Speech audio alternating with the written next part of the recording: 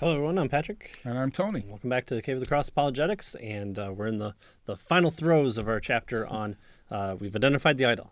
We've identified the reduction that it causes, especially in humanity, and now we're looking through the window at what these worldviews have said, and we're realizing that their claims, the claims made by real people, real scientists, real philosophers, they're trying to have a worldview without God and are replacing it with their own idol.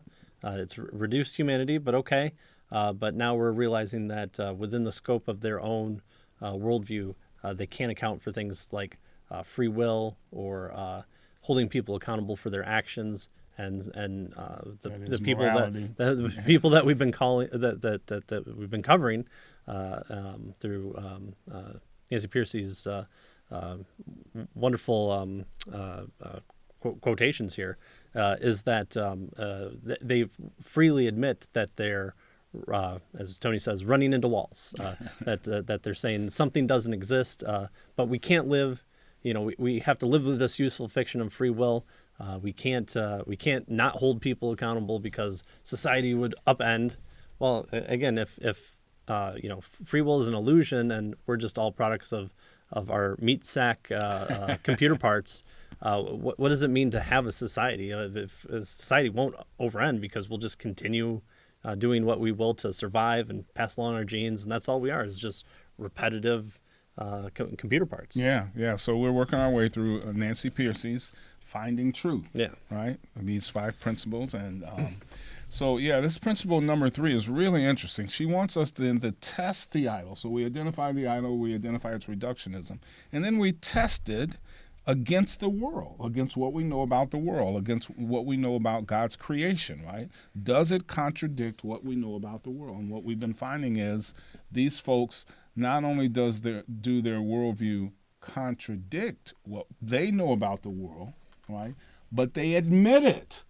They admit it, right? And say, oh, well, I guess, we have to live as if, the world isn't the way the world is. But they're trying to be consistent within their initial claim of the meat sack, the computer part. All we are is slaves to our genes. So they're trying to, by their fingernails, hold on to that point because they don't want to have this idea of something bigger than themselves that might judge them or that might rule over them, that they might be a creature. They want to be, kind of subject to their own domain. Yeah. But then they run into these little things called facts that are out in the world that they don't want to upend society or they want to. They have to term it mystical, useful fictions, items like that. Yeah, because even though they're in the know, they have to make sure that other people cannot be in the know in order to have a civilized society. right? Dangerous because, people. That need to be locked once in the word gets out, right. That you don't really have to. There is no morality. It's all an illusion. There is no free will. Mm-hmm. Well, what kind of world will we live in? So we came out of the cave to go to the cross. I know a perfect cave that we can just put them all in. So, empty cave. That's good property right there. So we've been covering these people and their claims, and now we're kind of getting to the point of saying, hey, what your beliefs are have consequences. And so we're looking at the nature of those consequences. We've looked at things like, you believe that we're meat sacks that are just slaves to our genes. What happens when we look at our own children? That's just a endpoint. I've fathered a child. I've raised a child. They'll continue my genes, and that's all they are. It's the end prize. And then, hey, on top of that, I should get them wedded and bedded as quickly as possible because that will make more gene reproductions in my lifetime. So I can be confident that my genes will continue, and that's all it is. Right. And we've said not even we, the person saying that we're just meat puppets, says that we're just that's abhorrent. Yeah. It's bad stuff. Yeah. And so here we continue. So MIT professors, the children are machines. When God gives people up to their idols, they experience a growing conflict between their worldview and their lived realities. When Nancy Pearcey teaches these concepts in the classroom, example that the students find especially poignant is Flesh and Machines by Rodney Brooks, professor emeritus at MIT. Brooks writes that the human being is nothing but a machine, a big bag of skin full of biomolecules interacting by the laws of physics and chemistry. So again, no free will, no moral claims needed. In ordinary life, of course, it is difficult to actually see people that way. But he says, when I look at my children, I can, when I force myself, see that they are machines. Thanks, Dad. Love you too. But is it that how he treats them? Of course not. And he says, that is not how I treat them. I interact with them on an entirely different level than them being machines. I mean, I really like my computer. I've built my computer. I've fathered my computer in the way I've created it in my own likeness and how I wanted it to happen. And it sits over in the corner in the basement. I turn off the lights and I'm done with it. And I go upstairs and hang out with my real family. I'm not forced to treat it like, it's, Yeah, there's no force. I look at it as a machine that I've built, and that's it. Yeah. So he goes on to say, I interact with them on an entirely different level. They have my unconditional love, the furthest one might be able to get from rational analysis. Unconditional love, right, exactly. Certainly, if that's what counts as rational in a materialistic worldview in which humans are machines, then loving your children is irrational. Right. There's no basis within Brooks' worldview. It sticks out of his box, so it must be cut off, right? Yeah. But he doesn't cut it off. Oh, that's weird. So how does he reconcile such a heart-wrenching cognitive dissonance? Well, of course, he does the best thing and realizes he's made a mistake, goes back to the drawing board. Oh, wait, no, he doesn't. No, Sorry. he doesn't do Sorry, that. he doesn't. Yeah. That might make him have to come up with a all-powerful being that loves us as well. It might make him have to accept the way the world really is, the way the Creator really created it. Right. So Brooks ends by saying that I mean two sets of inconsistent beliefs. Again, once you reach into inconsistency, that's the sign of a failed argument. Yes, and he admits it here. Yes, and again, that's why Nancy Pearcey is pulling these out, because these are people that are trying their best to live within the scope of a non-Christian worldview, and they're freely admitting the repercussions of their beliefs, and that they can't do it, and that they hold these congruent belief systems. Yeah. He has no defense. This is a tragedy of the postmodern age. It has reduced to nothing, has reduced loving their children to nothing but useful fictions. They're tossed in the attic, which becomes a convenient dumping ground for anything that a materialist paradigm cannot explain. Again, this lower part, all things physical, all things up in the attic are all the non-real things like love and free will and morality and numbers, depending on who you are. The Bible teaches, though, that without God, people are morally lost, but they are also intellectually lost because they are trying to live within the limits of a worldview that is too cramped and narrow to account for their own humanity, where they suppressed the truth. Mm-hmm. Tragically, over time, those human ideals will inevitably lose their hold. After all, we are made in God's image as logical beings. Thus, we tend to follow the logical consequences of our premise. Again, what we believe tends to inform our actions. There isn't a Nazi gene that flips on and the Nazis get to work. There are certain worldviews that come about that then inform a worldview, and people try and live within that worldview, and Nazism is one of those results. If someone like Brooks genuinely thinks his children are just mechanisms operating by whirling gears, that conviction will eventually erode the unconditional love he feels for them. Yeah. If the leadership classes in the society generally think people are machines, that conviction will eventually erode political liberty. Idols have practical consequences. Yeah. And again, this is something, I don't want to always bring up Star Trek, but Star Trek, Spock and the force of logic, even the Vulcans had to kind of force logic within their worldview because they still had a family system. They still had love. They still interacted outside their species, and Spock is one of those things. And it's really good. It's so good. We should someone should really do a podcast on Spock and moral choices here within the Christian worldview. Yeah, just that one. So here, trying to live within a purely materialistic vantage point, once you take it to the logical conclusions, doesn't get you where you need to be, because you are having to put stuff that needs to fit in the box outside the box, like loving your children. Ooh, yeah, that's right. That's hard. That's hard. Her next section here, she wants to tell us that, the question is, well, why don't they just accept Christianity? Right? I mean, obviously it comports with everything that we know about the world, and we don't have to play these schizophrenic games. So why don't they accept it? And what she's going to tell us in this section is, well, maybe they believe it's too good to be true. Right? And this is a Chesterton quote that she uses here. So she says, today's Christians have an unprecedented opportunity to present the biblical worldview as a positive and life-affirming. If you begin with matter operating blind mechanical forces, then logically humans cannot ultimately be anything but complex machines. Your starting assumptions limit the categories available to you. Right, so you only. But she says, if you begin with a transcendent personal agent, then you have a perfectly logical explanation for why humans are likewise personal agents. Right, we are like the thing that created us.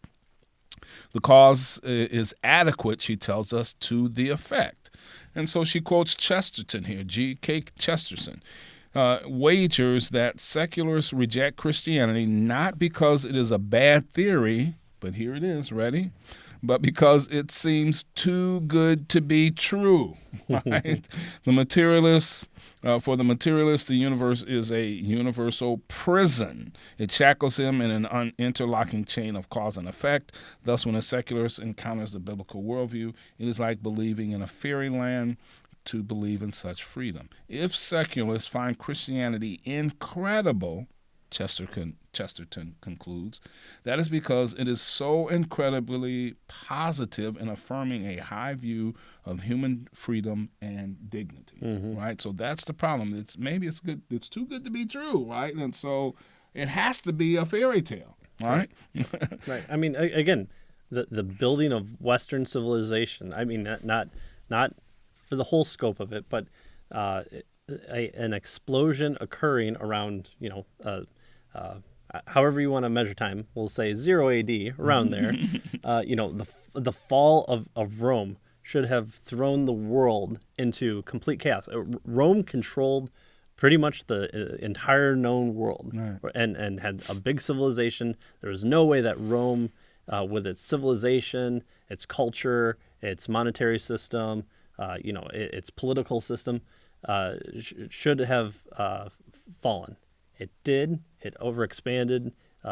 Those nasty gulls kept coming in, and society of the entire world should have been upended. And yes, it was, but there was a system in place, Christianity, that flourished despite the burnings, the torture, the emulations, the Colosseum, and it grew and fostered within it growth in politics and science and culture and monetary supply and system.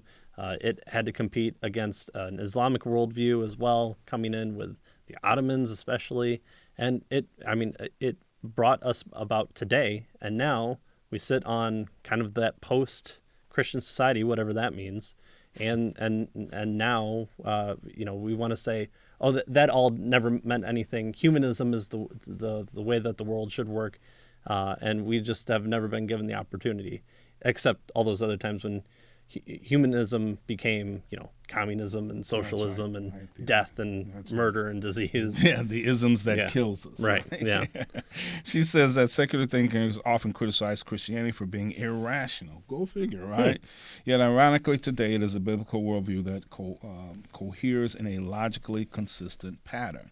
And so when talking with secular people, she says, we can show them how Christianity fulfills their own highest hopes and ideals. That's what we should be doing.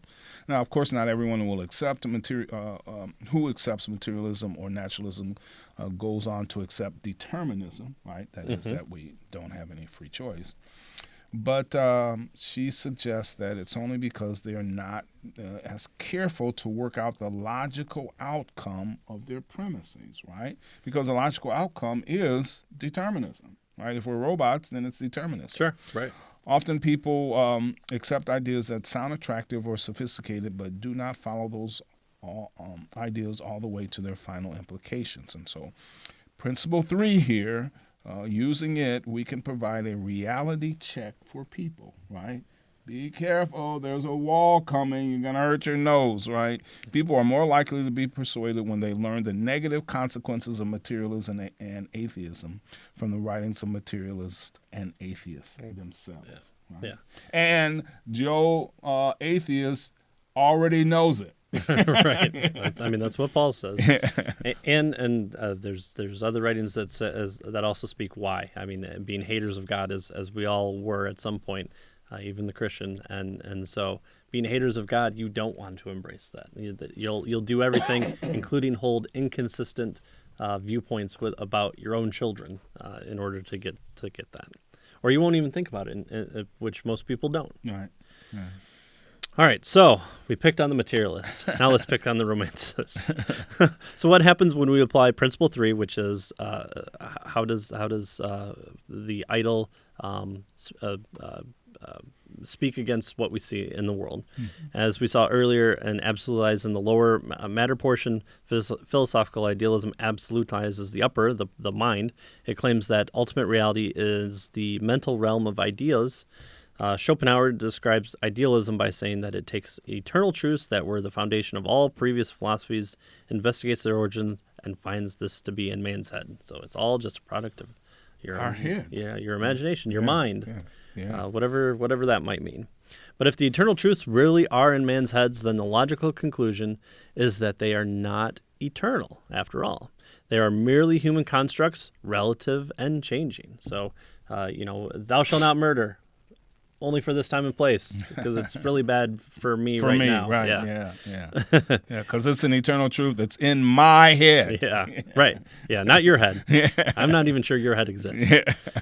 So in our day, postmodernists has drawn this conclusion, and it holds that humans have no access to an objective or an extra mental world.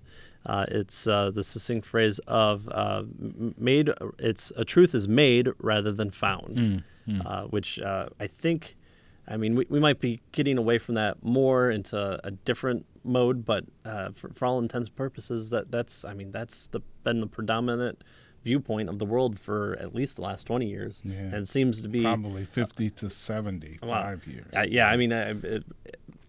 Within the realm of scholars, and then it leaks out into culture, and from there it gets overturned and. The next popular thing has to come about. So if let's ask the same question we posed to Enlightenment worldviews. Does postmodernism account for the fact of universal human experience? Can it be lived without contradiction in the real world? Or does it lead to an untenable dualism? That's what we should ask of all worldviews. The answer is that in practice, postmodernists do not live consistently, surprise, surprise, on the basis of their own philosophy. They do not treat all ideas as human constructs, right? That's the big thing. All ideas are human constructs. Do you live that way? No. Okay. Well, shoot. Instead, like every other normal person, they test their mental concepts against extra mental states of affairs. So it's not all in the mind. Yeah. And they're forced to have to admit that because they have to test what they think is all in the mind against what things that are not in the mind are like. Right. Yeah. I believe that reality is illusion. And when I cross the street, I don't look. I'm definitely going to look both ways because that bread truck it looks hurty. They thought the bread was in the refrigerator, but found it was on the counter or in the bread truck. That hits them. They thought their keys were on the table, but found that they were in their pocket. How? By comparing their internal thoughts with a state of affairs in the external world. Mm-hmm. They checked it. They had an ability to kind of go out and test it. And the world, for both the materialist and the romanticist, is the kind of the laboratory for testing their worldview. It ought to be. Right. We should use the world as a laboratory to help them to test their worldview. So Dallas Willard has said that I have noticed that the most emphatic of postmodernists turn coldly modern when discussing their fringe benefits or other matters that make a great difference to their practical life.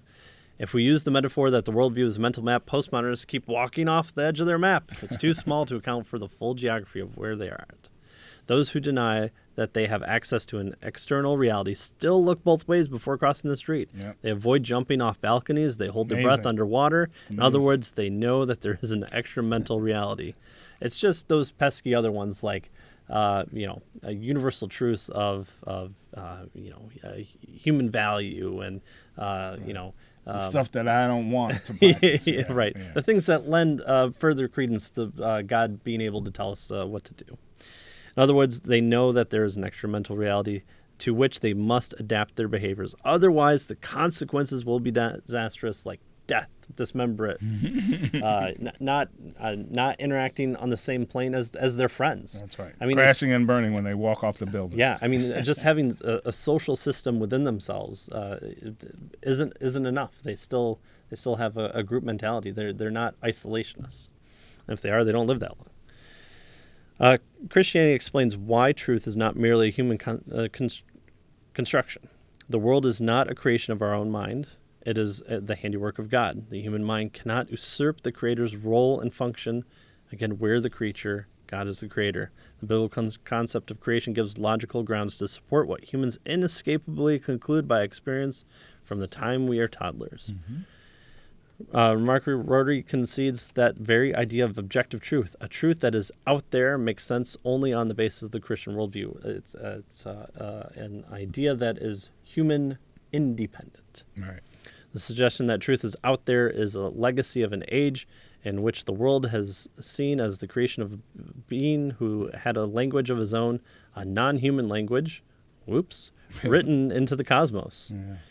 So it's hearkening back to this Christian image that embraces since the very foundations of the church that Right. the book is the book of God's word, which is the Bible, and the book of God's world, which is nature. Because the world itself is a kind of book, there is a message and meaning written in the cosmos itself, and it's not just I looked at the beauty of nature and there it was. Every part I was of inspired the in it universe, every part of the universe speaks to the nature and the logic and the setup that a creature wouldn't be able to make. The universe couldn't make itself. It has to be something bigger. There has to be a creator. Yeah. Good. Right. Her next section here, she is entitled "Don't Impose Your Facts." Right. Yeah. She says, earlier we learned that all idols lead to a mental dichotomy or dualism, and that postmodernism is no exception. Philosophers like William Lane Craig point out that virtually no one applies postmodernism consistently across the board. People are not relativistic, he says, when it comes to matters of science, engineering, and technology, rather they are relativistic and pluralistic in matters of religion and ethics, right? So it's not real when you talk about God, but if you want to build a building, then it's real. That's right. It's not real when you talk about morally right and wrong, but if you want to drive a car, then Right. Yeah. In short, she says they apply their postmodern skepticism selectively, right? Just to the things that. So thinking of it this way, we often hear people say, "Don't impose your religion on me," but we never hear people say, "Don't impose your facts on me," right? Why not? Because facts are assumed to be objective and universal and binding on everybody. Right. Or at least person independent. Right, yeah. The upshot is that most people function as modernists and postmodernists depending on their situation, right? Situation metaphysics. Right. Abortion bad. Whoa. You can't tell me what to do. Yeah. Right triangle is 90 degrees. All right, fine. You can tell me what a right triangle is. So in dealing with religion and morality, most people no longer think in terms of true and false. They no longer look to religion for the explanatory system to answer the cosmic questions of life. Instead, she tells us, they choose a religion the way they choose a wallpaper pattern or an item on a menu, right? And she quotes, she's mentioning philosopher Ernest Gellner here. It has become an area of life where it is considered acceptable to act on the basis purely of personal taste or feelings. By contrast, Gellner says, when serious issues are at stake, right, like making money or meeting medical needs, then people want solutions based on real knowledge. Right? No, not the fake knowledge, real knowledge. They want to know the test outcomes of objective science and research. Right. And again, remember the scope that we're talking about here. It's the romanticists, those Right. that say that those real systems are just products of the mind. That's right. Right. Products of the mind. Yeah. So what she says is this means that most people live fragmented lives, right? Right. In the private world of home, church, and relationships, they operated on a postmodern view of truth as subjective and relative. It's, whatever you think, whatever religion you want, that's what's true for you. Something else is true for me, right? That's relativism. But in the public world of work, business, and finance, they operate on a modernistic view of truth as objective and verifiable. Hey, my bank account isn't balancing. They did something wrong. I'm going to go make sure we get it right? No, that's just what their truth is. No, it isn't. Right, exactly. So in short, they no longer live as a whole person with consistent, coherent philosophical with a consistent philosophical life. And so no wonder, she says, that the philosopher Louis Dupree says that the central challenge of our age is the lack of any integrating truth. Quote, we experience our culture as fragmented. We live on bits of meaning and lack the overall vision that holds them together in a whole. Right? As a result, she tells us people feel an intense need for self-integration. Christianity has the power to integrate our lives and create a coherent personality for people. So our commitment to Christian truth cannot simply remain one discrete part of life. Dupree tells us that it must integrate all of other aspects of existence. Anything less is neither beautiful nor compelling. Yeah. So even within this fragmentation, if they said, then, well, okay, we just live in this fragmented way, and I don't really care, or it doesn't bother me in some way. But no, everyone is trying to find a all-encompassing worldview that is distant from Christianity and is all-encompassing in explanation, because to hold this double-mindedness isn't possible. But yet we see it. We see that's how it's played out, and there you have your box in the first floor and your box in the attic. But if they were living consistently, they would say, well, yeah, I live fragmentary, and that's fine. Yeah. Well, okay. Right. Great. So, yeah. So well, and that's what we saw earlier with the guys we were looking at, right? Yeah, it's fragmented, but that's just the way you have to live, right? You have to live as if morality is true, or as if truth exists. For them, you have to live as if truth exists, we might say. And so Nancy Pearcey talks about giving this talk at Harvard, and one of the Harvard. Yeah. They come up and tell her that these people, they know their theories don't explain ordinary life outside the lab. Yeah. So this guy's mad, right? Why are you doing this? But why throw it in their faces? Yeah. And so it's interesting. So this is a real guy that came up to her and said this. Yeah. You know? Yeah. It's so what? Algebra only works in the lab. It doesn't mean that you can take it outside and launch rockets with it. Why are you being so mean? Algebra's fine. No, that's not what it is. These scientists and philosophers know that their theories do not fit the real world. And in Romans 1, Paul says the testimony of general revelation is knowable by everyone. Again, this agreement with what Scripture is saying. When we read Romans 1, that those who worship idols are without excuse, those words may seem harsh.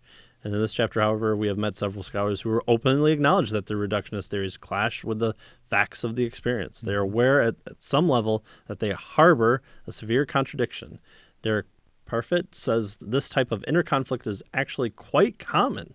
And addressing his fellow philosophers, he writes, at a reflective or intellectual level, we may be convinced that some view is true, but at another level, one that engages more directly with our emotions, we may continue to think and feel as if some other view were true. Again, feelings that belong up top. What's real is in the box. Only at the bottom. Yeah. Many of us, I suspect, have a inconsistent belief about the metaphysical question that concerns us most, such as free will, consciousness, and self. This is what they have to deal with. Yeah. So how do philosophers justify this? Well, they just have a double truth theory. They are hardwired to hold certain ideas as true in terms of first-person experiences, and then some ideas as false according to science.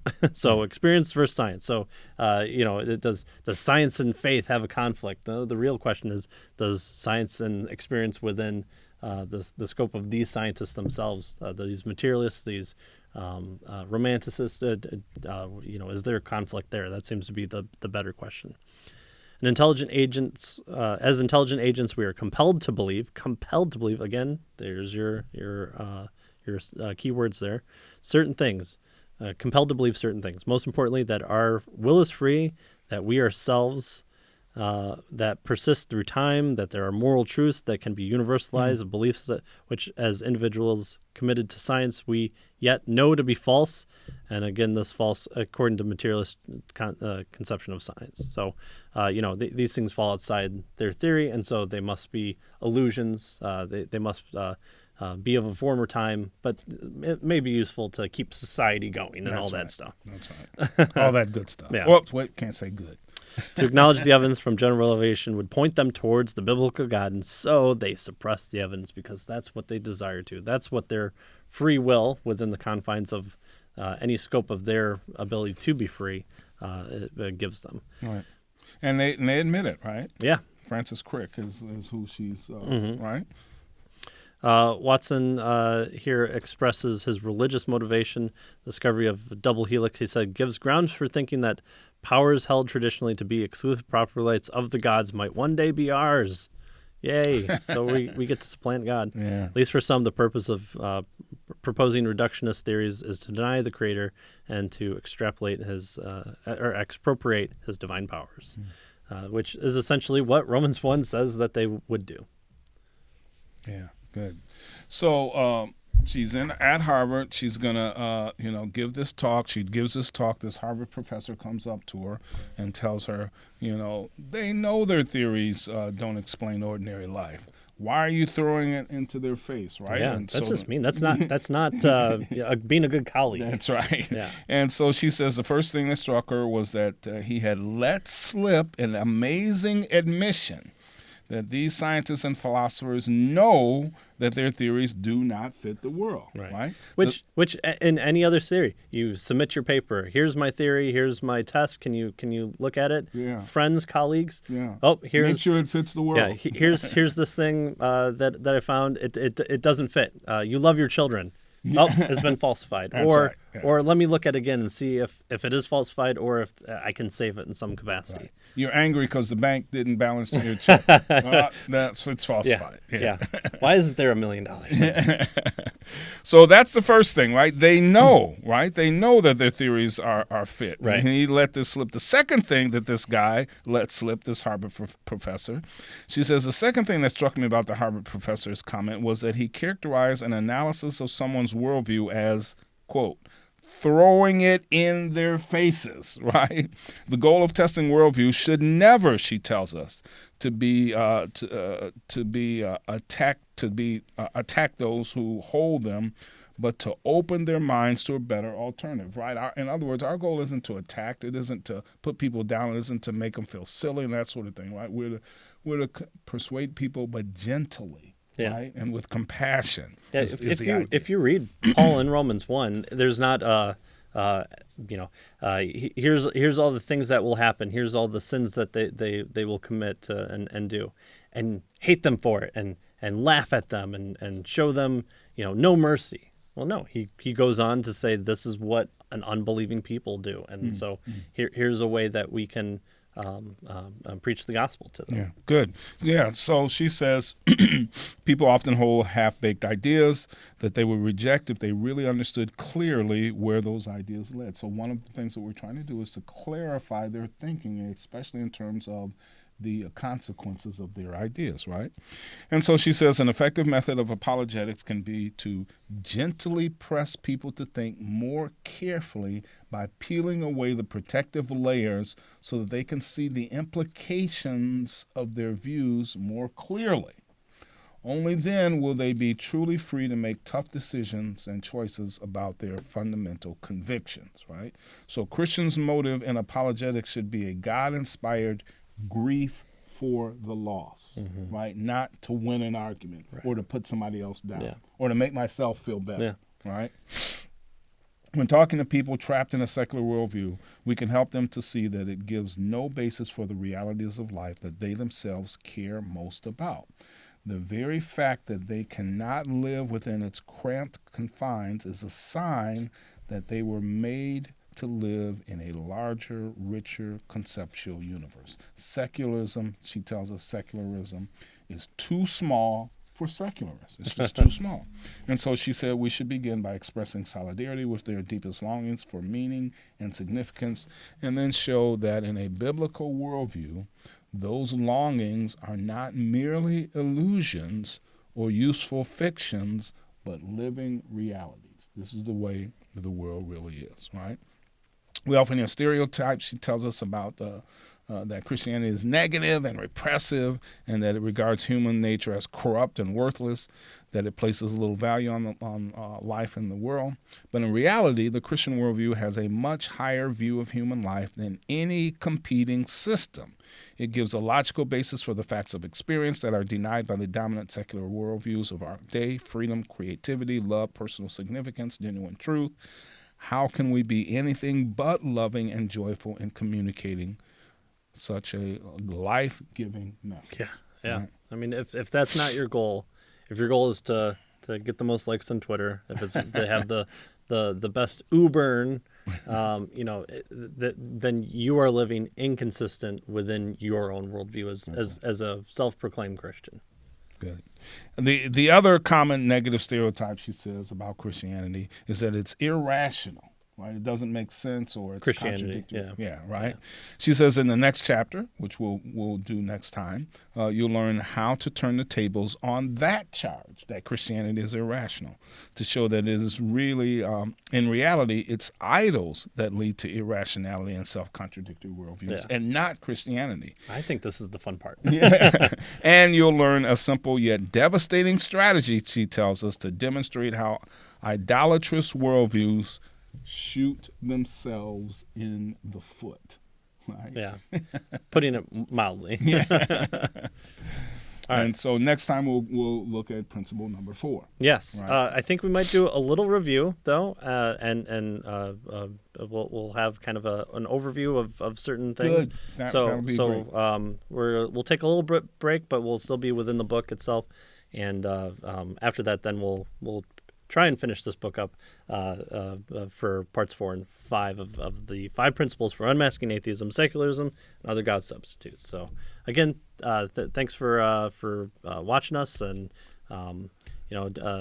during whatever time frame you're watching this in the future, hopefully we're still all alive and we're all laughing about it, and we still have money in our pockets too. That's right. So thanks for joining us, and keep watching and let us know what you think. And we always appreciate it. So thank you very much. Yeah, and thank you for all those who have subscribed, and we appreciate that. That's really helpful. We'll see you next time.